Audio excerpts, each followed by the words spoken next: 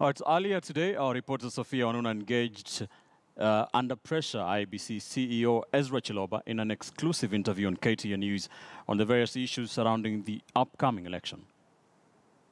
Of the protest, we saw protesters out here with banners saying Chiloba must go. Well, first of all, you should be stating that you are seeking refuge from the from the tear gas. That's how we came here. Well, as you can see, first of all, is that we're in the office, we are working, doing what we're supposed to be doing. And yeah, I mean, protests, people have the constitutional right to protest, to be able to state what the issues are.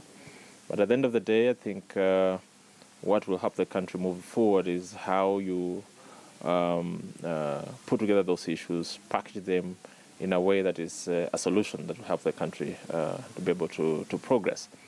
Knowing that you have 29 days to the election, and the Commission has still got the mandate to be able to do that.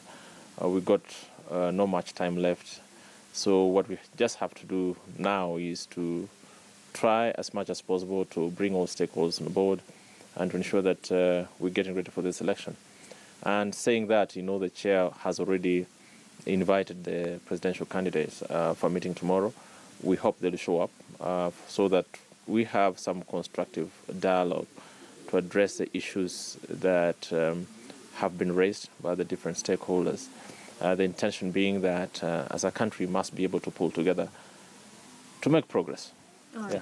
Is it your statement today that you as CEO IEBC do not intend to resign? Well, I've not thought about that. What I know is that I got responsibility before me, and I have to discharge that responsibility. Of course, those who raise concerns, and we can say that people have a right to express themselves, but whatever we do, we must be able to do it within the confines of the law. And given the nature of this office, we've been here before, and we need to learn from the past, even as we look into the future. Yeah. The Supreme Court ruling annulling the presidential election, a serious historical moment for this country. Do you take no responsibility in that annulment? Look, the Supreme Court was also very clear in terms of the observations that they made in as far as the election is concerned. And it's a phrase that they used, that if there was any issue around failure, it's a systemic problem, is a system problem within the institution that we need to focus on, and actually used phrases like reflection. And if you understand the history of this commission, and I watched KTN this morning, they were looking at the history of the institution, the ECK days, the IIEC days, then of course the IEBC, which can be divided into the Isaac Hassan's IEBC and Wafula Chebukati's IEBC. We've always been in transition.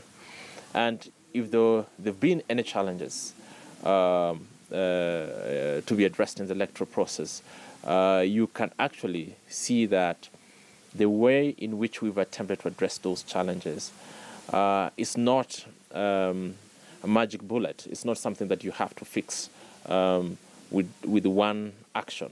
You have to look at it from a system perspective. Mm-hmm. And if you look at where we've come from in the last 2-3 years, trying to address some of the systemic challenges in the electoral process, I can say without fear of contradiction that we've made significant progress compared from where we've come from.